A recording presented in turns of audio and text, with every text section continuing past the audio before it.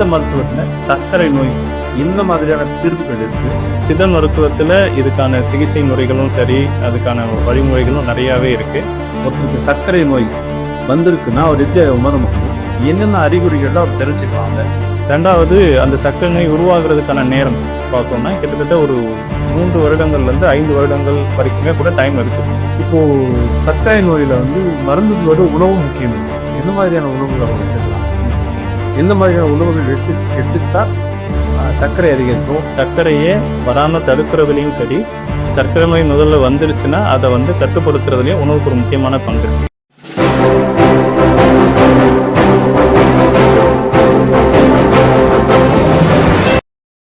அனைவரும் சித்தா சேனல் நேயர்களுக்கு வணக்கம்.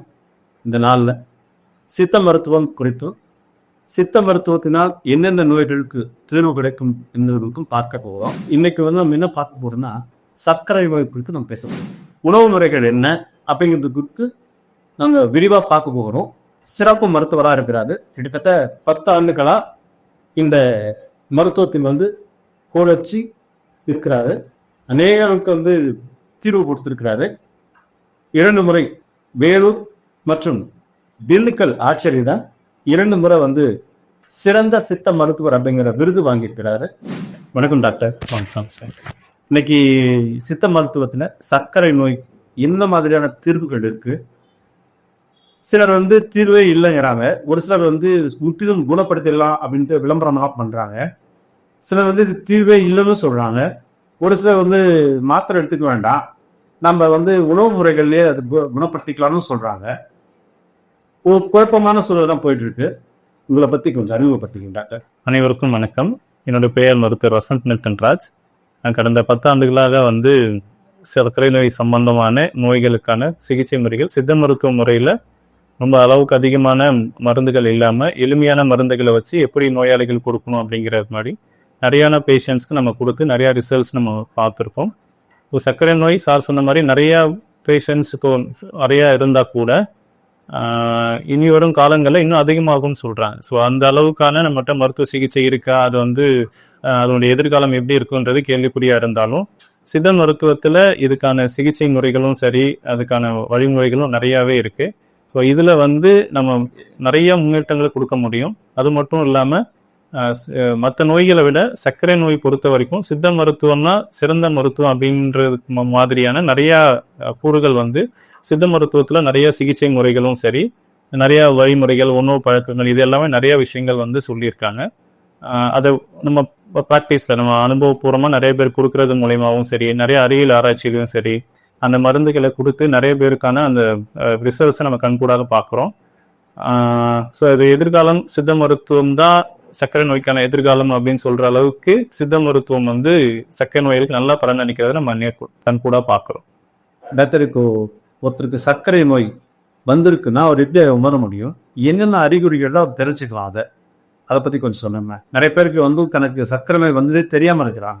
சர்க்கரை நோய் பொறுத்த வரைக்கும் சில நோய்கள் காட்டுற மாதிரியான அறிகுறிகள் முன்னாடியே தெரியாது. எப்படி நம்ம கேன்சர் சொல்கிறோம், கேன்சர் ஆரம்பத்திலேயே நம்ம ஸ்க்ரீனிங் பண்ணிக்கணும், நிறையா டெஸ்ட் பண்ணால் தான் நமக்கு தெரியும், கடைசியில் தான் சிம்டம் தெரியும் அப்படின்னு சொல்லுவோம். அதே மாதிரி சர்க்கரை நோய்க்கான அறிகுறிகள் எப்போ வரும்னா நீங்கள் சொன்ன மாதிரி பாதிக்கு மேலே தான், அது ஏர்லி ஸ்டேஜில் தெரியாது சிம்டம், கடைசி ஸ்டேஜில் இல்லை முன்னாடி இருக்கிற ஸ்டேஜில் மட்டும்தான் நமக்கு சிம்டம்ஸ் தெரிய ஆரம்பிக்கும். ஸோ அதுக்காக நம்ம சிம்டம் தெரியறதுக்காக வெயிட் பண்ண வேண்டாம் ஃபஸ்ட்டு. ரெண்டாவது, அந்த சர்க்கரை நோய் உருவாகிறதுக்கான நேரம் பார்த்தோம்னா கிட்டத்தட்ட ஒரு 3 வருடங்கள்லேருந்து 5 வருடங்கள் வரைக்குமே கூட டைம் எடுத்துக்கும். அதுக்கப்புறம் தான் வெளியே தெரிய ஆரம்பிக்கும். சர்க்கரை நோய் உடல்ல படிப்படியான சின்ன சின்ன நிகழ்வுகள் சேர்ந்து தான் வரும். ஒரு இன்ஃபெக்ஷன் அப்படின்னா, இப்போ நம்ம ஒரு கல்யாண வீட்டுக்கு போறோம், சாப்பாடு ஒத்துக்கல அப்படின்னா அடுத்த நாளே நமக்கு அந்த சிம்டம்ஸ் தெரிய ஆரம்பிச்சிடும். அது நம்ம ஓவாமை தெரிஞ்ச ஒரு 3 ஹவர்ஸ்ல ஒரு 1 டேல நமக்கு கண்டிப்பா தெரிஞ்சிடும். ஆனா சர்க்கரை நோய் எப்போ அறிகுறி தெரியும் அப்படின்னா, இது கொஞ்சம் கொஞ்சமா மெட்டபாலிக் டிசார்டர்னு சொல்லுவோம். நம்ம உடம்புல இருக்கக்கூடிய நிறைய மெக்கானிசம்ஸ் சின்னதாக டேமேஜஸ் நடந்து அதனால காம்பன்சேட் பண்ண முடியாத ஸ்டேஜில் தான் உங்களுக்கு அறிகுறியே தெரிய ஆரம்பிக்கும். ஸோ முதல்ல என்ன ஆகும் அப்படின்னா, உடம்புல ரத்தத்தில் சர்க்கரை அளவு அதிகமாக இருக்கும். நம்ம இன்சுலின் அளவுக்கு அதிகமாக சுரந்து அதை கண்ட்ரோல் பண்ண ட்ரை பண்ணும். ஃபர்ஸ்ட் கொஞ்ச நாளைக்கு நம்ம உடம்பையே அதை மேனேஜ் பண்ண ட்ரை பண்ணும். ஆமா, அந்த இதனால நம்ம ரத்தம் டெஸ்ட் பார்த்தாலும் அது பெருசாக நம்மளால கண்டுபிடிக்க முடியாது. ஏன்னா நம்ம ரத்தத்தில் சர்க்கரையுடைய அளவு தான் பார்க்குறோம். அந்த சர்க்கரையுடைய அளவு நம்ம நம்ம அளவுக்கு அதிகமாக இன்சுலின் சுரந்து அதை கண்ட்ரோல் பண்ணுறதுனால அது நார்மல் வேல்யூஸ் தான் காமிக்கும். இனிஷியல் பீரியட் ஆரம்ப காலத்தில் அது அப்படி தான் இருக்கும். ஆஃப்டர் நான் சொன்னேன் இல்லைங்களா, அந்த மாதிரி கொஞ்ச நாளுக்கு அப்புறம் என்ன ஆக ஆரம்பிக்குன்னா, நம்ம இன்சுலின் அளவுக்கு அதிகமாக சுரந்து அது காம்பன்சேட் பண்ண முடியாத ஒரு நிலை வரும், ஒரு பருவம். இது வந்து அடுத்தடுத்த ஸ்டேஜஸ் போகும்னு வைக்கலாம். அடுத்த ஸ்டேஜில் நம்ம இன்சுலின் அளவு சுரந்தாலும் அதனால கண்ட்ரோல் பண்ண முடியாத அளவுக்கு ஒரு நிலை வரும். அப்போ மட்டும் சிம்டம் வராது, பட் வந்து ப்ரீ டயபெட்டிக்னு சொல்லுவோம். ரத்தத்தில் மட்டும் சர்க்கரை அளவு அதிகமாக காமிக்கும். ஸோ அப்போ தான் நீங்கள் சில பேர் நம்ம ஸ்க்ரீனிங் ஜென்ரல் ஹெல்த் செக்அப்காக போனோம், திடீர்னு சுகர் லெவல் அதிகமாக இருக்குன்னு சொல்லிட்டு, ஆனால் எனக்கு எந்த குறிகுணமும் இல்லைன்னு சொல்லுவாங்க. ஸோ அது வந்து ப்ரீ டயபெட்டிக் ஸ்டேஜ்னு சொல்லுவோம். சர்க்கரையுடைய அளவு இந்த அளவில் இருக்கணும், சாப்பிட்றதுக்கு முன்னாடி 100க்குள்ளே இருக்கணும், சாப்பிட்றதுக்கப்புறம் 140க்குள்ளே இருக்கணும்னு ஒரு வேல்யூஸ் இருக்குன்னா அதுலேருந்து கொஞ்சம் அதிகமாக இருக்கும். ஒரு 20லேருந்து 30% வந்து அது கொஞ்சம் அதிகமாக இருக்கும். அது வந்து ஆனால் சிம்டம்ஸ் இருக்கும்னு நம்ம சொல்ல முடியாது. அந்த நிலை வந்து ப்ரீ டயபெட்டிக்னு சொல்லுவோம்.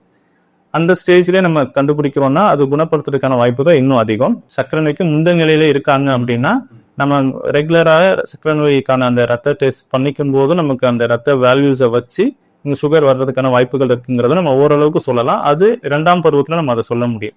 அதுக்கு அடுத்த பருவம் இருக்கு. 3ஆம் பருவம்ங்கிறது வந்து இந்த சர்க்கரையினுடைய அளவு அதிகமாகவும் இருக்கும், குறிகுணங்கள் தெரிய ஆரம்பிக்கும்.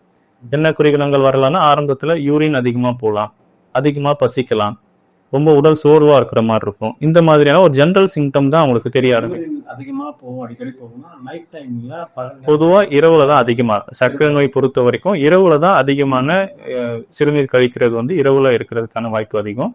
இப்போ உடம்பு டயர்டாக இருக்குது. ஒரு சில பேருக்கு ரொம்ப அதிகமாக இருந்துச்சுன்னா வெயிட் குறைய ஆரம்பிக்கும். ஸோ நிறைய பேர் கேட்பாங்க, ஏன் மெலிஞ்சிட்டீங்க அப்படின்லாம் கேட்பாங்க. ஏதோ இப்போ சர்க்கரை டெஸ்ட் பண்ணுங்கன்னா சொல்லுவாங்க. ஸோ அது வந்து சர்க்கரைனுடைய அளவுக்கு அதிகமாக ரொம்ப நாளைக்கு நம்ம கவனிக்காமல் இருக்கோம்னா அது உடல் எடையை குறைக்கிறதுக்கான வாய்ப்பும் இருக்கும். இந்த மாதிரியான ஒரு ஜென்ரலைஸ்டான ஒரு சில குறிகுணங்கள் மட்டும் தான் நமக்கு வெளியில தெரியும். நம்ம முன்னெச்சரிக்கையாக இருக்கணும்னா நம்ம வந்து ஒரு 6 மாதத்திற்கு ஒரு முறை இல்லை வருடத்திற்கு ஒரு முறை சர்க்கரை பரிசோதனை பண்ணி நம்ம சர்க்கரையோட அளவு சரியா இருக்கான்றதை பார்த்துக்கிறது முதல் வழி. ஒருவேளை நம்ம வந்து ப்ரீ டயபெட்டிக் ஸ்டேஜ் இருக்கும், இப்போ சர்க்கரை வர ஆரம்ப கட்டத்தில் இருக்குன்னு நமக்கு ஆலோசனை கொடுக்குறாங்கன்னா அப்பயே நம்ம சர்க்கரை நோயை ரிவர்ஸ் கொண்டு வரதுக்கான வாய்ப்பும் இருக்கு, மருந்து எடுக்காங்க. ஒருவேளை நம்ம அந்த கட்டத்தை தாண்டிட்டோம் அப்படின்னா அப்போ கண்டிப்பாக மருந்துகள் போட்டு கொஞ்ச நாளைக்கு நம்ம அந்த சர்க்கரையோட அளவை கண்ட்ரோல் பண்ணிட்டு அதுக்கப்புறமா படிப்படியாக மருந்தை குறைக்கிறதுக்கான சில பயிற்சிகளை நம்ம மேற்கொள்ளணும். இப்போ சித்த மருத்துவத்தில் என்ன மாதிரியான மருந்துகள்லாம் இருக்குங்க? இப்போ ஆங்கில மருத்துவத்தில் பார்த்தீங்கன்னா இன்சுலின் கொடுக்குறோம், டேப்லெட்ஸ்லாம் இருக்கு. சித்த மருத்துவத்தில் வரும்போது எப்படி அதை மேனேஜ் பண்ணுறது? சித்த மருத்துவத்தில் பொறுத்த வரைக்கும் நிறைய மருந்து வகைகள் இருக்கு. ஃபார் எக்ஸாம்பிள் வந்து சூரணமாக இருக்கும், பவுடர் ஃபார்மில் இருக்கும், மாத்திரை வடிவத்துலையும் இருக்கும், கேப்சூல் வடிவத்தில் இருக்கும், சில ஒரு டானிக் மாதிரியான ஒரு சிரப் ஃபார்மேட்லேயும் இருக்கும், கஷாயின் ஃபார்மேட்டில் இருக்கும். இந்த மாதிரி மருந்துகளுடைய தன்மை இது நிறைய வகைகள் இருக்கும். ஸோ அது வந்து நம்ம எந்த நோயாளிகளுக்கு எந்த அளவில் நம்ம கொடுக்கணும், எந்த மருந்து அவங்களுக்கு பயனுள்ளதாக இருக்குங்கிறது வந்து தனிப்பட்ட அந்த நோயாளிகளுக்கான ஒரு ஒரு வரையறையை நம்ம செய்வோம். நாடி பார்ப்போம், நாடியில் இந்த அளவில் இருக்குது. ஸோ அவங்களுடைய சர்க்கரையினுடைய அளவை பார்ப்போம், அவங்களுடைய குறுகுணங்கள் பார்ப்போம். இது எல்லாத்தையும் வச்சு அவங்களுக்கு எந்த விதமான மருந்து எந்த அளவில் கொடுக்கணுங்கிறத நம்ம ஒரு டிசைட் பண்ணிவிட்டு அதுக்கப்புறமா தான் அந்த மருந்துகளை வந்து வழங்குவோம். இப்போ இருக்கிற காலகட்டத்துக்கு ஏற்ற மாதிரியான சில நவீன மருந்துகளும் இப்போ வர ஆரம்பிச்சிருக்கு. இப்போ வந்து கேப்சூல் ஃபார்ம் ஈஸியாக, சில பேர் கஷாயம் வைக்க கஷ்டப்படுறாங்க அப்படின்னா கூட அதை மாத்திரை வடிவத்தில் இப்போ கிடைக்குது.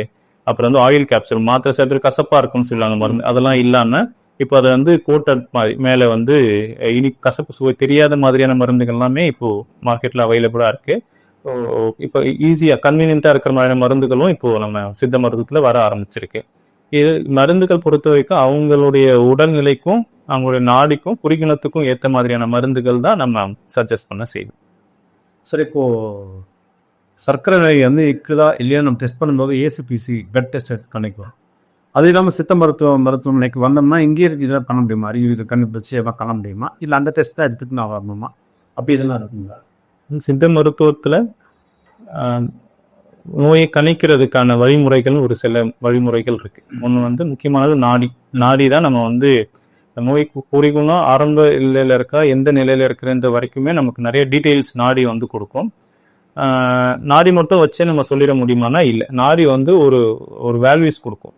இந்த மாதிரியான நாடி இருக்குங்கிற ஒரு ஒரு ஒரு ஒரு அறிகுறியை வந்து அவன் நோய் தன்மையை வந்து அது சொல்லும்.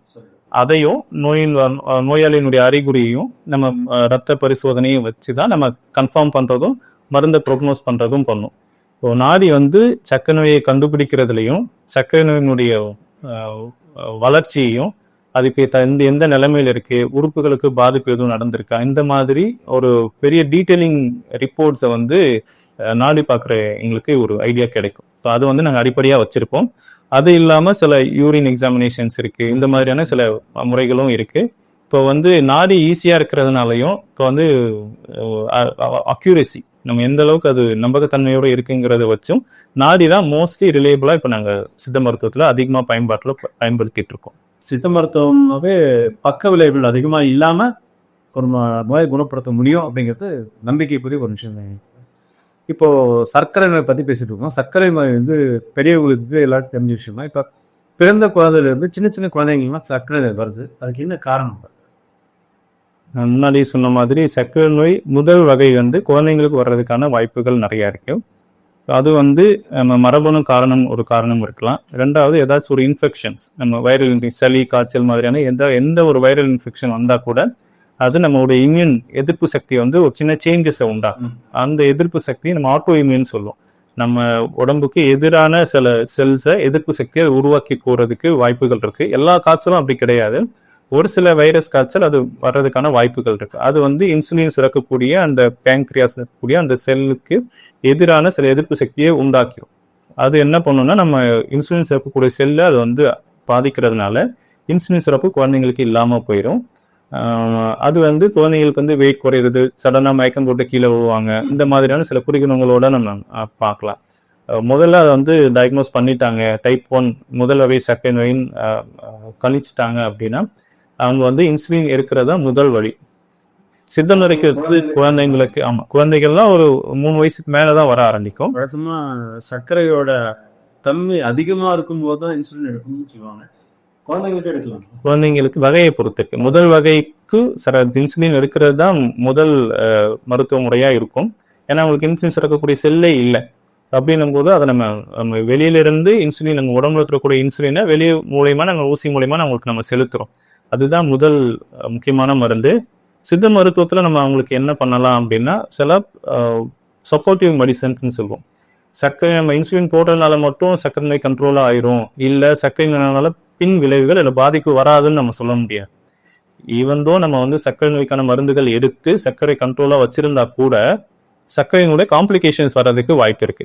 உதாரணத்துக்கு கண் நரம்பு பாதிக்கிறது, சிறுநீரகத்துக்கு போகிற நரம்பு பாதிக்கிறது, மூளை நரம்பு பாதிக்கிறது, இந்த மாதிரியான காம்ப்ளிகேஷன்ஸ் வர்றதுக்கான வாய்ப்புகள் இருக்கு. ஸோ அதை தடுக்கிறது முதல் சப்போர்ட்டிவ் மெடிசன் சொல்லுவோம். ரெண்டாவது அந்த இன்சுலின் சுரக்கிறதுக்கு தான் நம்ம இன்சுலின் ரீப்ளேஸ் பண்றோமே தவிர இன்சுலின் எப்படி போய் வேலை செய்யணுன்றதுக்கான ஒரு சப்போர்ட்டிவா சில மெடிசன்ஸ் நமக்கு ஒர்க் பண்ணும். அதோட சேர்த்து இன்சுலினோட மருந்து சேர்த்து முதல் வகை சர்க்கரை நோய்கள் சித்த மருந்துகள் எடுக்கும்போது அவங்க வந்து நல்லா எனர்ஜெட்டிக்காக ஃபீல் பண்ணுவாங்க. சர்க்கரை அளவு ஈஸியாக கண்ட்ரோலில் வந்துடும். அவங்களுக்கு பின் விளைவுகளும் சரி, காம்ப்ளிகேஷன் சொல்லுவோம். அது அடுத்தடுத்து நிறைய பாதிப்புகள் வராமல் தடுக்கிறதுல சித்த மருந்துகளுக்கு பெரிய பங்கு இருக்கு. ஆனால் இன்சுலின் நிறுத்தக்கூடாது. இன்சுலின் போடுறதா முதல் வகை சர்க்கரை நோய்களுக்கான முதல் மருந்து. இப்போ கொரோனா காலகட்டத்தில் இப்போ வந்ததுக்கு அப்புறம் தான் சித்த மருத்துவம் மக்களுக்கு வெளியே தெரிய வந்திருக்கு. ஏன்னா அந்த காலகட்டத்தில் உலகமே அதுக்கான மருந்துகளை கண்டுபிடிக்கணும்னு தவிச்சிட்டு இருந்த போது சித்த மருத்துவம்னா முன்ன வந்து நின்னது அதை குணப்படுத்துறது. இப்போ இந்த சர்க்கரை பேர் பேசிட்டு இருக்கோம். சர்க்கரை நோய்கள் வந்து பெண்களுக்கு எப்படி தாக்கத்தை உண்டாக்கும், முதியவர்களுக்கு எப்படி தாக்கத்தை உண்டாகும்? சர்க்கரை நோய் ஆண் பெண் இருவருக்குமே சமமாக தான் வர்றதுக்கான வாய்ப்புகள் இருக்கு. பெண்கள் பொறுத்த வரைக்கும் அவங்களுக்கான வாய்ப்புகள் எப்போ அதிகமாக இருக்கும்னா பெண்கள் கருவுற்ற காலத்தில் ஒரு சர்க்கரை நோய் ஜெஸ்டேஷனல் டயபிட்டிஸ்ன்னு சொல்லுவோம். கருவுற்று இருக்கும்போது உடல் பருமன் குழந்தை வளர்ச்சிக்காக சில ஹார்மோன்ஸுடைய அளவு அதிகமாக சுரக்கிறதுனால இரண்டாம் வகை சர்க்கரை நோய் வர்றதுக்கான வாய்ப்புகள் இருக்கு. அந்த ஒரு தற்காலிகமான சர்க்கரை நோய்க்கு பேர் என்ன சொல்லணும்னா ஜெஸ்டேஷனல் டயபிட்டிஸ்ன்னு சொல்லுவோம். அது மோஸ்ட்லி நிறைய பேருக்கு அந்த ஆஃப்டர் டெலிவரிக்கு அப்புறம் அது தானாகவே சரியாகிறதுக்கான வாய்ப்புகள் இருக்கு. ஒரு காலை தற்காலிகமா மட்டும் அந்த சர்க்கரை நோய் இருந்து அந்த நேரத்தில் சில மருந்துகள் போட்டு அதை கண்ட்ரோலில் வச்சுக்கணும். அதுக்கப்புறமா அந்த சர்க்கரை நோய் திரும்ப வராமல் சர்க்கரை நோய் குணமாகிறதுக்கான வாய்ப்புகள் நிறைய இருக்கு. ஒரு சில பேருக்கு அந்த சர்க்கரை நோய் அப்படியே கண்டினியூ ஆகுறதுக்கும் வாய்ப்பு இருக்கு. அது மட்டும் இல்லாம ஒன்ஸ் அந்த சர்க்கரை நோய் அவங்களுக்கு கர்ப்ப காலத்துல வந்திருக்குன்னா அடுத்த வருங்காலங்கள்ல அவங்களுக்கு சர்க்கரை நோய் வர்றதுக்கான வாய்ப்பு இன்னும் அதிகம். குழந்தைய பாதிக்குமா? இல்லை, குழந்தைய வந்து சர்க்கரை நோய் ரத்தத்தின் மூலியமாவோ இல்லை வந்து அம்மாவுக்கு இருந்தால் கண்டிப்பாக குழந்தைங்களுக்கு வருங்கிறது இல்லை. அந்த மாதிரி அது பரவாது. அம்மாவுக்கு சர்க்கரை நோய் இருந்துச்சுன்னா முன்னாடி சொன்ன மாதிரி குழந்தைங்களுக்கு வர்றதுக்கான 1% வாய்ப்பு இருக்கே தவிர கண்டிப்பாக வருங்கிறது கிடையாது. குழந்தை பிறக்கும் போதே அம்மாட்ட சர்க்கரை இருந்து குழந்தைக்கு சர்க்கரை பரவுங்கிறதுனா இல்லை, அப்படி வராது. சர்க்கரை நோய் உடல் உறுப்புகளை எந்த வகையில பாதிக்கும், அது கொஞ்சம் சொல்லுங்க. சர்க்கரை நோய் பொறுத்தவரை இந்த உறுப்பை தான் பாதிக்கும்னு நம்ம சொல்ல முடியாது. ஏன்னா உடம்புல இருக்கக்கூடிய எல்லா செல்லுக்குமே சர்க்கரைங்கிறது, குளுக்கோஸுங்கிறது அத்தியாவசியமானது. நமக்கு எனர்ஜி, ஆற்றல் எங்கேருந்து கிடைக்குதுன்னா அந்த சர்க்கரையிலேருந்து நமக்கு ஆற்றல் கிடைக்குது. அப்படின்னும் போது எல்லா செல்லுக்குமே இந்த சர்க்கரைங்கிறது ரொம்ப அத்தியாவசியமான விஷயம். அந்த சர்க்கரையினுடைய மெட்டபாலிசத்தில் இந்த பிரச்சனை இருக்கிறதுனால பாதிப்பு எல்லா செல்லுக்குமே வர்றதுக்கான வாய்ப்பு இருக்கு. பொதுவாக எது அதிகமாக பாதிப்பும் அப்படின்னு கேட்டோம்னா நரம்புகள், இரத்த குழாய்கள், அப்புறம் சில கொழுப்பு செல்கள், இது எல்லாமே பாதிக்கிறதுக்கான வாய்ப்புகள் இருக்கு. அதனால நம்ம வந்து மற்ற உறுப்புகள் பாதிச்சா கூட நம்ம ரிவர்ஸ் பண்றதுக்கான வாய்ப்புகள் இருக்கு. முக்கியமா நம்ம கவனிக்க வேண்டிய விஷயம் வந்து நரம்பு பாதிப்பு. சின்ன சின்ன நரம்புகள், பெரிஃபரல் நியூரோபதின்னு சொல்லுவோம். நரம்பு பாதிப்பு இருந்தாலும் முக்கியமா ரத்தக்கட்டு, நம்ம ரத்த குழாயில சில ரத்த கட்டுக்கள் உருவாக்குறதுக்கான வாய்ப்புகள் இருக்கு. சர்க்கரை நோய் இருக்கிற நோயாளிகளுக்கு அந்த ரத்த குழாய்கள்ல அடைப்பு, ரத்த கட்டு வர்றதுக்கான வாய்ப்புகள் இருக்கு. அந்த ரத்த கட்டு அங்கிருந்து வெளியில வந்து இதயத்துல அடைத்தாலோ இல்லை மூளையில அடைக்கும் போதோ பாதிப்பு வர்றதுக்கான வாய்ப்புகள் இருக்கு. இதயத்துல அடைக்கும் போது இதே ஹார்ட் அட்டாக் மாதிரியான வரும். அதே மாதிரி மூளையில அந்த பாதிப்பு இருக்கும்போது நரம்பு சம்பந்தமான பக்கவாதமோ அந்த மாதிரியான குறிவினங்கள் வர்றதுக்கு வாய்ப்புகள். அந்த சிகிச்சை முறைகள் மருத்துவ ஆலோசனையின்படி எடுக்கணும். ஒருவேளை மருத்துவருடைய ஆலோசனைப்படி உங்களுக்கு நல்லா சுகர் கண்ட்ரோலா இருக்கு, நீங்க எக்ஸசைஸ்ல பண்ணிக்கலாம் அப்படின்னு, உடற்பயிற்சியிலையும் உணவு முறைகள்லையும் கண்ட்ரோல் பண்ணக்கூடிய நிலையில இருக்கீங்கன்னா மருத்துவர் ஆலோசனைப்படி மருந்து நிறுத்தலாமே தவிர மற்றபடி மருத்துவர் ஆலோசனைப்படி மருந்து எடுக்கிறது தான் சிறந்தது. சர்க்கரை நோய்க்கு நவீன சிகிச்சைகள்லாம் என்னென்ன இருக்கு? சர்க்கரை நோய் பொறுத்த வரைக்கும் நவீன முறைகள்ல வந்து சில ஆரம்ப கட்டத்துல மருந்துகள், சில மாத்திரைகள் கொடுப்பாங்க. அது கொஞ்ச நாளைக்கு இன்சுலின் ரெசிஸ்டன்ஸ் சொல்ற மாதிரி மருந்துகளுக்கும் சில ரெசிஸ்டன்ஸ் வர ஆரம்பிக்கும். அந்த மருந்து கொஞ்ச நாள் பொறுத்து மருந்தினுடைய வீரியம் குறைய ஆரம்பிக்கும். உடல்ல வேலை செய்யறதுக்கான தன்மை. டாக்டர்ஸ் போய் நம்ம பார்க்கும்போது இதுக்கு முன்னாடி பார்த்த மாத்திரை அது அந்த மருந்து மாற்றம்ங்கிறது எப்போனாலும் நிகழலாம். அதாவது நம்ம கரெக்டா கண்ட்ரோல்ல வச்சிருக்கோம், உணவு பழக்க வழக்கங்கள்ல கரெக்டா இருக்கு, மருந்துகள் கரெக்டா போடுறோம் அப்படின்னா அந்த சர்க்கரை மருந்து மாற்றம் அவ்வளவு சீக்கிரம் நிகழாது. இல்லைன்னா நம்ம வந்து ஒரு குறிப்பிட்ட நாளுக்கு அப்புறம் அந்த மருந்தினுடைய உடல்ல வேலை செய்யக்கூடிய தன்மை குறைய ஆரம்பிக்கும். ஸோ அதனால என்ன பண்ணுவாங்க, அதோட அதிக பவர் உள்ள மருந்தை கொடுத்து அதை கண்ட்ரோல் பண்ண வேண்டிய நிலையில அவங்க இருப்பாங்க. ஸோ வேற ஆப்ஷன் இல்லாமல் நம்ம மருந்தை டோஸ் கூட்டுற மாதிரி வரும். அது கொஞ்ச நாளைக்கு போகும். அதையும் நம்ம சரியான முறையில் அதை கண்ட்ரோலில் வச்சு இல்லைன்னா திரும்பவும் அந்த மருந்துகள் பதிலாக கூட சில மருந்துகள் சேர்க்கிற மாதிரியான சூழ்நிலை வரும். ஒரு 2-3 மருந்துகள் போட்டாதான் அது குறையுங்கிற மாதிரி ஒரு சூழல் வரும். இது உடனே நடந்துடாது, படிப்படியாக அந்த நிகழ்வு நடக்க ஆரம்பிக்கும்.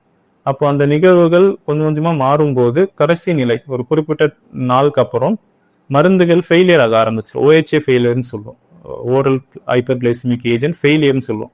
மருந்துகள் போடுவாங்க, சர்க்கரையினுடைய அளவு அதிகமாகவே இருக்கு. அப்போ வந்து வேற ஆப்ஷன் இல்லாமல் நம்ம வந்து அடுத்து இன்சுலின் போட்டால் மட்டும்தான் சுகர் கண்ட்ரோல் ஆகுன்ற மாதிரி ஒரு கண்டிஷன்ஸ் வரும். அண்ட் இது உடனே குறுகிய காலத்தில் நடக்கிறதுக்கு வாய்ப்பு இல்லை. தொடர்ச்சியாக அந்த மருந்து முறைகள் நம்ம சரியாக எடுக்கலனாலோ சர்க்கரை கட்டுக்குள் இல்லைனாலோ அடுத்தடுத்து இந்த நிலைக்கு போகிறதுக்கான வாய்ப்புகள் இருக்கு. சித்த மருத்துவத்தை பொறுத்த வரைக்கும் இந்த ஃபெயிலியர் வர்றதுக்கான வாய்ப்புகள் குறையும். இன்சுலினில் போயிட்டோம் ஆங்கில முறையில். சித்த மருத்துவத்தில் வரும்போது என்னென்ன சிகிச்சை முறைகள் சொல்லுங்க. அதாவது சித்த மருத்துவத்தை பொறுத்த வரைக்கும் நம்ம வந்து முதல்ல மருந்துகள் கொடுக்கணுமான்றதை ஃபர்ஸ்ட் அனலைஸ் பண்ணும். இந்த நாடி இருக்கிறவங்களுக்கு, இந்த உடல் வாகு இருக்கிறவங்களுக்கு, இந்த குறிவினங்கள் இருக்கிறவங்களுக்கு நம்ம மருந்துகள் போகணுமா, இல்லை வெறும் உடற்பயிற்சி, உணவு பழக்க வழக்கம், யோகா மாதிரியான சில வாழ்க்கை முறை மாற்றங்கள்லாம் செஞ்சு இதை கண்ட்ரோல் கொண்டு வர முடியுமாங்கிறத யோசிக்கணும். ஃபர்ஸ்ட் ஆப்ஷன் அதுதான்.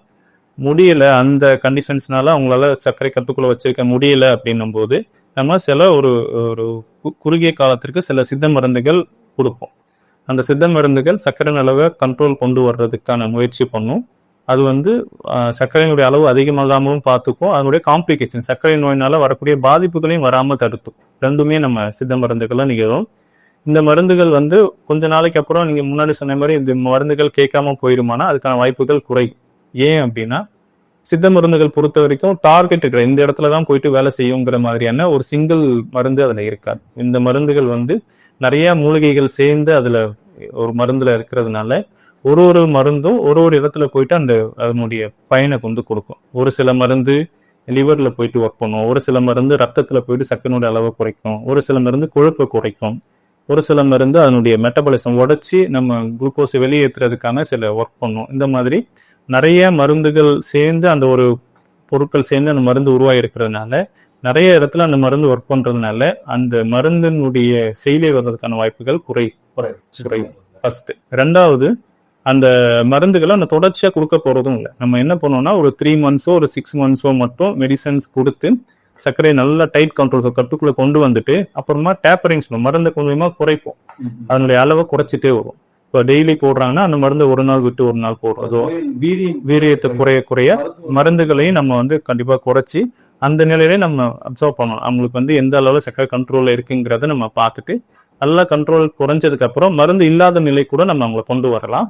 அதுக்கு டைம் எடுக்கும். அவங்களுக்கு நம்ம முறையான மருந்துகளும் சரியான உடற்பயிற்சி வாழ்வியல் மாற்றங்கள்லாம் அவங்களால செய்ய முடியுதுன்னும் போது மருந்துகள் இல்லாத நிலைக்கு கூட நம்ம கொண்டு வர முடியும். அதுக்கான முயற்சி மருந்துகள் மூலயமாவும் நடக்கும், நேர்கள் மூலயமாவும் அவங்க செய்யக்கூடிய உடற்பயிற்சி, உணவு பழக்க வழக்கம், அந்த மனநிலை, இது எல்லாத்தையும் பொறுத்து இது மாறும். ஸோ 2 பேரும் சேர்ந்து, நோயாளியும் மருத்துவர் 2 பேரும் சேர்ந்து அதை முயற்சி பண்ணும் போது அது குறையிறதுக்கான வாய்ப்பு நிறையாவே இருக்கு. இது சித்த மருத்துவத்துல அந்த நாடி பாகம், அது மூலயமா நீரிழிவு நோய் சர்க்கரையை வந்து கண்டுபிடிப்பீங்க? கண்டிப்பா. அதாவது நாடி மூலியமா சர்க்கரை அதனுடைய நோய் இருக்குங்கிறத நம்ம முன்கூட்டியே கணிக்கவும் முடியும். சர்க்கரை நோயாளி இருக்கிற நோயாளிகளுக்கு அதனுடைய தன்மை எப்படி இருக்கு, அந்த நோயினுடைய வீரியம் எப்படி இருக்குங்கிறத நம்ம நாடி மூலியமா அறிய முடியும். அது வந்து ஒரு பேராமீட்டர், அது வந்து ஒரு வேல்யூஸ் நம்ம கொடுக்கும். அது மட்டும் இல்லாம நம்ம அசோசியேட் மற்ற குறிகுணங்கள் நம்ம சேர்த்துக்கும். அதாவது அவங்க குறிகுணங்கள் எப்படி இருக்கு, நாடி இந்த அளவுல இருக்கு, அவங்க குறிகுணங்கள் இந்த அளவுல இருக்கு, ரத்தத்தினுடைய அளவு சர்க்கரை அளவு இவ்வளவு இருக்கு, ஸோ நம்ம கரெக்டாக தான் போகுது. இல்லை நாடியில் வேரியேஷன்ஸ் இருக்குன்னா சர்க்கரை அளவு கண்ட்ரோலில் இருந்தால் கூட நம்ம அவ்வளோ சிக்கல் நிறுத்த மாட்டோம் மருந்துகளை நிறுத்துறதுக்கு. ஸோ அவங்க நாடியை தான் நம்ம வந்து மெயினாக வச்சுப்போம். ஏன்னா மற்ற விஷயங்கள் சொல்லாத விஷயங்கள் கூட நாடி நமக்கு சொல்லும். நாடி வந்து ஒரு முக்கியமான சிகிச்சை, சரி, நோயை கணிக்கிறதுல சித்த மருத்துவத்துல நாடி ரொம்ப முக்கியமான பங்கு. நோயின் தன்மையை வந்து அறிஞ்சு அதுக்கு மருத்துவம் கொடுத்துட்டு இருக்கீங்க. கண்டிப்பா. இப்போ சர்க்கரை நோயில வந்து மருந்துகளோட உணவும் முக்கியமானது. எந்த மாதிரியான உணவுகளை எடுத்துக்கலாம், எந்த மாதிரியான உணவுகள் எடுத்துக்கிட்டா சர்க்கரை அதிகரிக்கும்? சர்க்கரை நோயை கட்டுப்படுத்துறதுலையும் அதனுடைய வளர்ச்சியை தடுக்கிறதுலையும் உணவு ஒரு முக்கியமான பங்கு இருக்கு. ஏன்னா இது உணவு மூலியமா வர நோய் தானே தவிர உணவுக்கு ஒரு முக்கியமான பங்கு இருக்கு. சர்க்கரையே வராம தடுக்கிறதுலையும் சரி, சர்க்கரை நோய் முதல்ல வந்துருச்சுன்னா அதை வந்து கட்டுப்படுத்துறதுலையும் உணவுக்கு ஒரு முக்கியமான பங்கு இருக்கு. ஏன்னா நம்ம எவ்வளவுதான் மருந்து கொடுத்து வெளியில வந்து நம்ம அதை குறைக்க முயற்சி பண்ணாலும் உள்ள எடுக்கக்கூடிய சர்க்கரையினுடைய அளவு நம்ம அதிகமா எடுத்துட்டே இருக்கோம்னா நம்ம அளவுக்கு அதிகமா அதுக்கு வேலை பளுவை அதிகப்படுத்துறோம்னு அர்த்தம். அதனால உணவுகள்ல சர்க்கரை பொருள் இல்லாத பொருள் கிடையாது. ஃபர்ஸ்ட், எல்லா பொருள்லையுமே சர்க்கரை பொருட்கள் கலந்துதான் இருக்கு. இப்போ நம்ம ஒரு இட்லி எடுக்கிறோம்னா அந்த இட்லியில சர்க்கரை பொருளும் இருக்கு, புரத சத்தும் இருக்கும், கொழுப்பு சத்து இருக்கும், எல்லாமே சேர்ந்த கலவையாக தான் இருக்கும். சில விட்டமின் சத்து கூட அதில் இருக்கும். ஆனால் நம்ம வந்து சர்க்கரை சத்து இல்லாத பொருளையும் நம்ம எடுக்க முடியாது. அப்போ நம்ம என்ன பண்ணுறது அப்படின்னு கேட்டோம்னா, சர்க்கரை பொருட்கள்ல குறைவாக இருக்கக்கூடிய உணவு வகைகளை நம்ம எடுத்துக்கலாம். ஆமாம், உதாரணத்துக்கு ஒரு காய் இருக்கு, ஒரு பழம் இருக்கு அப்படின்னா பழத்துல சர்க்கரை சத்து அதிகம், காயில சர்க்கரை சத்து குறையும், இல்லைன்னு குறையும். அதனால நம்ம வந்து அளவு அதிகமாக எடுக்காம சர்க்கரை சத்து குறைவாக இருக்கக்கூடிய பொருட்களை நம்ம எடுத்துக்கலாம். அது கீரைகள்லையும் காய்கறிகள்லையும் தான் சர்க்கரை சத்து ரொம்ப குறைவா இருக்கு. அதனால சர்க்கரை நோயாளிகள் உணவுகள்ல கீரைகளும் காய்கறிகளையும் அளவுக்கு நிறைய எடுத்துக்கணும், அதிகமா எடுத்துக்கணும். அரிசி, கோதுமை, இந்த சில பவுடர்ஸ், இது எல்லாத்துலயுமே வந்து சர்க்கரை சத்து அதிகமா இருக்கும். பழங்கள் இதெல்லாமே சிலர் கோதுமை இதெல்லாம் வந்து சர்க்கரை நோயாளிகள் சாப்பிடலாம்னு சொல்றாங்க. அது எந்த அளவுக்கு? அப்படி இல்லை, சர்க்கரையினுடைய அளவு அரிசியிலும் சரி கோதுமையிலும் சரி கிட்டத்தட்ட ஒரே அளவுல சர்க்கரை தான் இருக்கு, பெருசா வித்தியாசம் இல்லை. அதனால சர்க்கரை ரெண்டுமே அதிகரிக்க தான் செய்யும். சர்க்கரை பொருட்கள் இருக்கக்கூடிய அந்த மாதிரி கோதுமையோ அரிசியோ இதெல்லாம் அளவை குறைச்சிட்டு இருக்கக்கூடாதுன்னு இல்லை. ஏன்னா நம்ம வந்து ஒரு 30 வயசு நமக்கு சர்க்கரை நோய் வந்து கணிக்கிறாங்கன்னா நம்ம 30 வருஷமா அந்த உணவை தான் நம்ம எடுத்திருக்கோம். அந்த உணவு எடுத்தாதான் நம்ம சாப்பிட்டோன்ற ஃபீலே நமக்கு கிடைக்கும். இப்போ அது சடனாக சக்கரை நோய் வந்துருச்சு அந்த உணவை நிறுத்திடுங்கன்னு சொல்றதுங்கிறது ப்ராக்டிக்கலாக முடியாது. நம்ம ரொம்ப நாளைக்கு அதை ஃபாலோ பண்ணுறதும் கஷ்டம். அதனால நம்ம அந்த உணவுப் பொருட்களை முற்றிலும் தவிர்க்க முடியாது. அந்த உணவுப் பொருட்களை அளவு மட்டும் கொஞ்சம் குறைச்சிட்டு அதுக்கு பதிலாக நம்ம வந்து உணவுல கீரையும் காய்கறிகளுடைய அளவையும் நிறையா சேர்த்துக்கிறது மூலயமா நம்ம உணவு எடுத்த ஃபீலும் நமக்கு கிடைக்கணும், சர்க்கரையும் ரத்தத்தில் அதிகமாகாமலும் நம்ம அதை பார்த்துக்கலாம். சர்க்கரை நோயை நிரந்தரமாக குணப்படுத்த முடியுமா, இல்லை கட்டுப்படுத்த தான் முடியும்? அதுக்கு சொல்லுங்க. கண்டிப்பாக சார். சர்க்கரை நோய் பொறுத்த வரைக்கும் முதல் வகை சர்க்கரை நோயை குணப்படுத்துறதுக்கான வாய்ப்பு ரொம்ப குறைவு தான். ஏன்னா முன்னாடி சொன்ன மாதிரி அந்த சர்க்கரை கட்டுப்படுத்தக்கூடிய இன்சுலின் சுரப்பே இல்லாமல் இருக்கிறதுனால அது முழுமையும் குணப்படுத்துறதுக்கான வாய்ப்பு ரொம்ப குறை. ஆனால் இரண்டாம் வகை சர்க்கரை நோய் பொறுத்த வரைக்கும் நம்ம வந்து தடுத்துக்கலாம். ஃபர்ஸ்ட் வராமல் தடுக்கிறதுக்கான வாய்ப்புகள் இருக்கு. ரெண்டாவது எந்த பருவத்தில் இருக்காங்க, இரண்டாம் பருவத்தில் இருக்காங்க, சர்க்கரை ப்ரீ டயபெட்டிக்னு சொல்லுவோம், சர்க்கரை நோய் வருவதற்கான முன்னிலையில் இருக்காங்க அப்படின்னா அப்பயும் நம்ம ரிவர்ஸ் கொண்டு வரோம். சர்க்கரை நோய் மருந்துகள் எடுக்காமல் குணப்படுத்துறதுக்கான வாய்ப்புகள் அதிகம். ஒருவேளை சர்க்கரை நோயை வந்து நம்ம டயக்னோஸ் பண்ணியிருக்காங்க, மருந்துகள் போட்டால் மட்டும்தான் சர்க்கரை கட்டுக்குள் வருது அப்படின்ற நிலையில இருக்காங்க அப்படின்னா எவ்வளவு ஆரம்ப நிலையில அவங்க வந்து சித்த மருத்துவ சிகிச்சை தொடங்குறாங்களோ அதை பொறுத்து நோய் குணமாகறதுக்கான வாய்ப்புகள் ரொம்ப அதிகம். ஒரு வருஷமோ ஒரு 3 வருஷத்துக்குள்ள நம்ம வந்து சித்த மருத்துவ சிகிச்சை முறையை நம்ம தொடங்கிட்டோம் அப்படின்னா அந்த சர்க்கரை நோயினுடைய வளர்ச்சி அதிகமாகாம தடுக்கிறதுலையும் நிரந்தரமாக குணப்படுத்துறதுக்கான வாய்ப்பும் அதிகம். 3 வருடங்களுக்கு மேல இருக்கு, நிறைய மருந்துகள் போட்டாதான் சர்க்கரை நோய் கண்ட்ரோல்ல இருக்கு, இன்சுலின் போட்டாதான் கண்ட்ரோல்ல இருக்கு, இரண்டாம் வகை சர்க்கரை நோய்கள் பொறுத்த வரைக்கும் இருக்குன்னா அவங்களுக்கு நம்ம வந்து ஃபுல்லாக ரிவர்ஸ் பண்ணுறதுக்கான வாய்ப்புகள் குறைவுங்கிறத விட நாட்கள் எடுக்கும். ஏன்னா அவங்களுக்கு வந்து நம்ம ஒரு ஸ்டேஜாக நம்ம ரிவர்ஸ் கொண்டு வரணும். ஃபர்ஸ்ட் வந்து நம்ம வந்து சர்க்கரை நோயை கட்டுக்குள் கொண்டு வர்றதான் நம்ம முதல் நோக்கமாக வைப்போம். ரெண்டாவது அவங்களுக்கான குறுகினங்கள் எதுவும் இல்லாமல் இருக்கிறது ரெண்டாவது நோக்கம். மூணாவது மருந்துகளை வந்து முடிஞ்ச வரைக்கும் அளவுகளை குறைக்கிறது.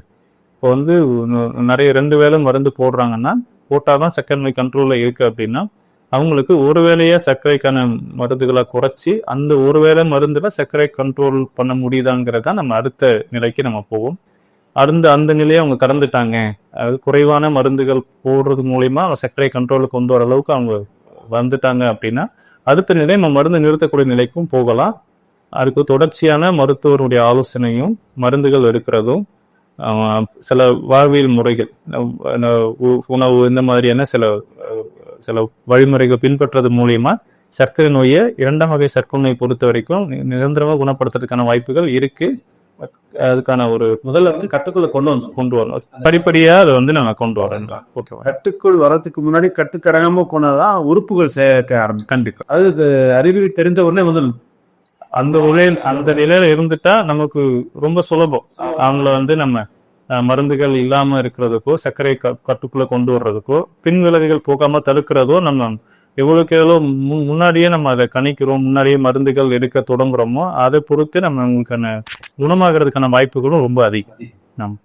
அப்புறம் டாக்டர், இந்த சர்க்கரை நோயாளிகளின் வாழ்வியல் முறைகள், அது பழக்க வழக்கங்கள், அவங்க கடைபிடிக்க வேண்டியது என்ன அப்படின்னு சொன்னீங்க, எல்லாருக்கும் பயனுள்ளதா?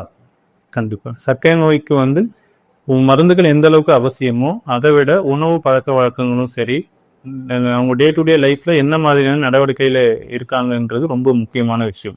முதல்ல உணவுகள்ல சர்க்கரை சேர்ந்த பொருட்களை குறைச்சிக்கும். சர்க்கரை நோய் வராம தடுக்கிறதுக்கும் சரி, சர்க்கரை நோய் இருக்கிறவங்களும் சரி, சர்க்கரை பொருட்களை குறைக்கிறதும் இனிப்புகள் பொதுவாகவே குறைச்சிக்கிறது நல்லது. ரெண்டாவது உடற்பயிற்சி. இப்ப இருக்கக்கூடிய காலகட்டத்துல நம்ம உடற்பயிற்சி ரொம்பவே குறைஞ்சிருச்சுன்னு சொல்லலாம். நம்ம வந்து மோஸ்ட்லி எல்லாமே சிட்டிங் ஜாப்ஸ் தான். நம்ம வந்து பைக்ல போட்டுற பயணமா இருக்கட்டும், கம்ப்யூட்டர் சம்பந்தமான வேலையாகட்டும், எழுத்து சம்பந்தம் எந்த வேலைகளாக இருந்தாலும் உடல் உழைப்பை பயன்படுத்தி செய்யக்கூடிய வேலைகள் வந்து இப்போ வர குறைஞ்சிட்டே வருது. அதனால சர்க்கரையோட அளவு இன்னும் அதிகமாயிட்டே வரும். அது வந்து நம்ம வேலையோட சேர்ந்து அந்த உடல் உழைப்பு இருந்தால் நல்லது. அப்படி இல்லைன்ற பட்சத்தில் நம்மளோட வேலை நிமித்தமா அது இல்லைன்ற பட்சத்தில் நம்ம கண்டிப்பாக ஒரு உடற்பயிற்சி செய்யணும். காலையிலையும் மாலையிலையும் ஒரு உடற்பயிற்சி குறைஞ்சபட்சம் 20 நிமிடத்துலேருந்து ஒரு 40 நிமிடம் வரைக்குமான உடற்பயிற்சி செய்யறது நல்லது. அதுதான் உங்களை வந்து நம்ம அடுத்த கட்டத்துக்கு நம்ம சர்க்கரை நோய் வராமல் தடுக்கிறதுக்கும் சர்க்கரை கட்டுக்குள்ள கொண்டு வரதுக்கும் உடற்பயிற்சி ரொம்ப ஒரு முக்கியமான விஷயம். அடுத்தபடியாக வந்து மனநிலை. அதாவது நம்ம ஒரு ஸ்ட்ரெஸ்ஃபுல்லாக இருக்கும், ஒரு மன அழுத்தத்தில் இருக்கும், சில கவலையில் இருக்கும், தூக்கம் சரியானபடி இல்லை, இது எல்லாமே வந்து அவங்களுடைய உடம்புல கூட எல்லா ஹார்மோனையும் அது கொஞ்சம் மாற்றத்தை உண்டாக்கும். அதில் முக்கியமான ஹார்மோன் இன்சுலின். அப்போ வந்து சர்க்கரை நோய் வர்றதுக்கான வாய்ப்புகள் இருக்கும். அது இல்லாமல் மற்ற நோய்கள் எளிதில் வர்றதுக்கான வாய்ப்புகள் அதிகம்.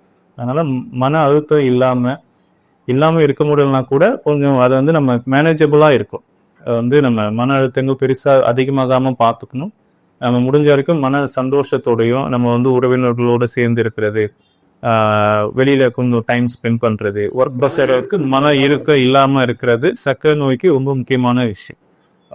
கவலை இது எல்லாமே சர்க்கரையை அதிகப்படுத்துறதுக்கான வாய்ப்புகள் இருக்குது. சர்க்கரை நோயை வந்து அதிகப்படுத்துறதுலையும் சர்க்கரை நோய் உண்டாக்குறதுலையுமே மனதனுடைய பங்கு ஒரு மிகப்பெரிய பங்கு இருக்குது. அதனால மனதை நம்ம வந்து ஓரளவுக்கு நம்ம சந்தோஷமா வச்சிருக்கிறது, மன அழுத்தங்கள் இருக்கவும் இல்லாமல் பார்த்துக்கிறது ரொம்ப முக்கியம்.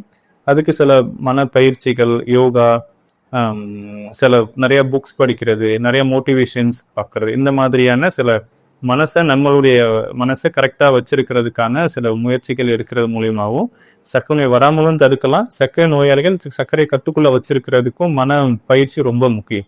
உடற்பயிற்சி, மனப்பயிற்சி, உணவு, மருந்து, இந்த 4த்துலையும் நம்ம வந்து கரெக்டாக இருப்போம் அப்படின்னா சர்க்கரையை நம்ம ஈஸியாக கட்டுக்குள்ளே கொண்டு வரலாம், குணப்படுத்தவும் செய்யலாம். அப்போ சர்க்கரை நோயாளி வந்து மனதை எப்பவுமே வந்து பக்குவமாக வச்சுக்கணும். இருக்கம் இல்லாமல் ஒரு விஷயம் நடக்குதுன்னா அதை பெருசாக அதில் போய் வீழ்கிடாமல் அதில் விடுபட்டு தான் இதுலேயும் விடுபட்டுடலாம். கண்டிப்பாக சர்க்கரை நோய் மட்டும் இல்லை, மற்ற நோய்கள், மெட்டபாலிக் டிசார்டர்னு சொல்லுவோம், மற்ற நிறைய நோய்கள், பிசிஓடியோ, உடல் பருமனாக இருக்கட்டும், இந்த மாதிரியான நிறைய நோய்கள் மன அழுத்தத்தினால வர்றதுக்கான வாய்ப்புகள் இருக்கு. அதனால மனசை எப்பயுமே நம்ம கொஞ்சம் சந்தோஷமாவோ ரிலாக்ஸாக வச்சுக்கிறது, ரிலாக்ஸாக வச்சுக்கணும். இந்த மருத்துவமாய் நோயாளிகளுக்கு, சர்க்கரை நோயாளிகளுக்கு எந்த மாதிரியான சிகிச்சை முறைகள்லாம் கொடுத்துட்டு சொன்னீங்க? சர்க்கரை நோயை பொறுத்த வரைக்கும் நம்ம மருத்துவமனையில் சித்த மருத்துவ முறையில் சர்க்கரை நோயாளிகளுக்கான ஒரு சிறந்த ஒரு தீர்வை நம்ம கொடுத்துட்ருக்கோம். அது எந்த விதத்தில் நம்ம தொடங்குறோம் அப்படின்னா, அவங்களுடைய உடல் அமைப்பை நம்ம முதல்ல அனலைஸ் பண்ணும்.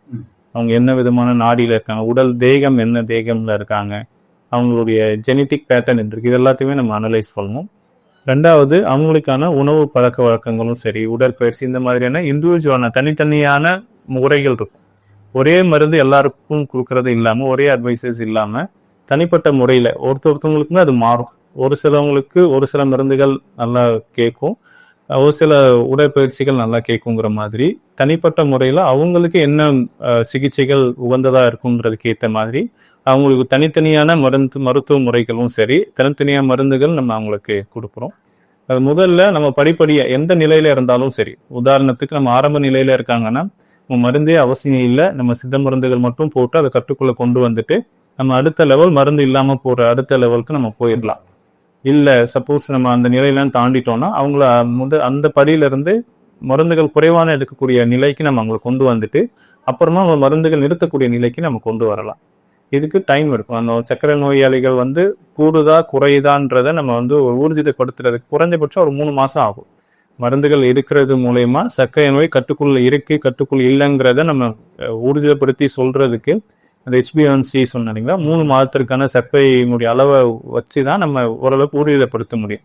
அதனால ஒரு மருத்துவ முறைகளில் மாற்றத்தையோ இல்லை மருந்துகளை மாற்றத்தையோ நம்ம உண்டாக்கணும்னா குறைந்தபட்சம் ஒரு 3 மாதம் டைம் நமக்கு தேவைப்படும். 3 மாதத்துக்கு அப்புறம் நம்ம அவங்களுக்கு எந்த நிலையில் இருக்காங்கன்றதை நம்ம அவங்க பார்த்துட்டு திரும்ப அடுத்த லெவலுக்கு நம்ம அவங்க நல்லா குறைஞ்சிருக்கு, நம்ம நல்லா அவங்க வந்து கட்டுக்குள்ளே இருக்காங்க அப்படின்னா நம்ம அடுத்த நிலைக்கு நம்ம போகலாம். அவங்க வந்து மருந்துகள் குறைக்கிறதுக்கான நிலையாக இருக்கட்டும், மருந்துகள் இல்லாத நிலை, இந்த மாதிரியான அவங்களுடைய நிலையை பொறுத்து அவங்களுடைய உடம்புக்கு எந்த மாதிரியான மருந்துகள் நல்ல முறையில் வேலை செய்யுதுங்கிறத பொறுத்து நம்ம அடுத்த லெவலுக்கு நம்ம போகலாம்.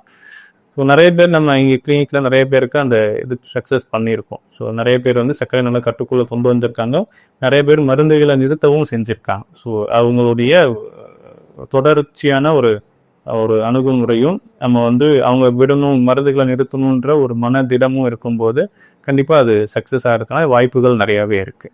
இப்படி இந்த விஷயம் தெரியாமல் நிறைய பேர் இருக்காங்க.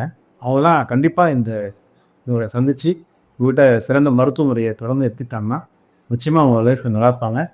இவ்வளவு நேரம் இதற்காக நீங்கள் இருந்து நேயர்களுக்காக என்னென்ன அந்த சர்க்கரை நோயுடைய வழிமுறைகள் என்ன, எந்தெந்த காலகட்டத்தில் சர்க்கரை நோய் வருது, அதை எப்படியெல்லாம் கட்டுப்படுத்தலாம், இது உணவு முறைகள் என்ன, பழக்க வழக்கங்கள் என்ன, அவங்க என்னென்ன பண்ணணும், உடற்பயிற்சி எடுத்துக்கணும், இதெல்லாம் ரொம்ப விளக்கமாக அழகாக சொன்னீங்க.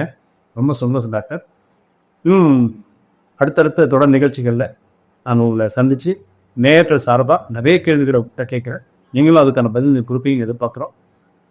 உங்களுடைய பணி சிறக்க என்னுடைய வாழ்த்துக்கள். நேயர் சார்பாக உங்கள் வாழ்த்துக்கள் தெரிவிக்கிறோம். நன்றி. நன்றி. இந்த நிகழ்ச்சி பார்க்குற நேயர்கள் சட்டத்துறை குறித்து மருத்துவர்கள் என்ன கேள்வி கேட்கணும்னு நீங்கள் நினைச்சீங்கன்னா இந்த நிகழ்ச்சி உரிவில் ஒரு வாட்ஸ்அப் நம்பர் உங்களுக்கு கொடுக்கப்படும். அந்த நம்பரில் நீங்கள் வாட்ஸ்அப் பண்ணுங்கள். அதை பார்த்துட்டு யார் எங்கேருந்து கேட்டீங்க அப்படிங்கிறத அடுத்த நிகழ்வில் நான் சார்கிட்ட கேட்பேன். அதை நீங்கள் பாருங்கள். தொடர்ந்து எங்களோட இணைஞ்சிருங்க. தொடர்ந்து ஒவ்வொரு நிகழ்ச்சியும் ஒவ்வொரு விஷயங்களும் நம்ம பேசலாம். சட்டங்களை குறித்து கேள்விகள் இருக்குமா எங்களோட தொடர்புகள் உங்களோடு நாங்கள் இருப்போம். தொடர்ந்து பயணிப்போம். இவை ஆலோசனைகள் கொடுங்க. மருத்துவர் அடுத்தடுத்த நிகழ்வுகளை தொடர்ந்து சந்தித்து நிறைய கேள்விகளை கேட்கவும் ஆலோசனைகளை தருவோம், சிகிச்சைகளை தருவோம், குணமடைவோம். நல்லா இருக்கலாம். வணக்கம்.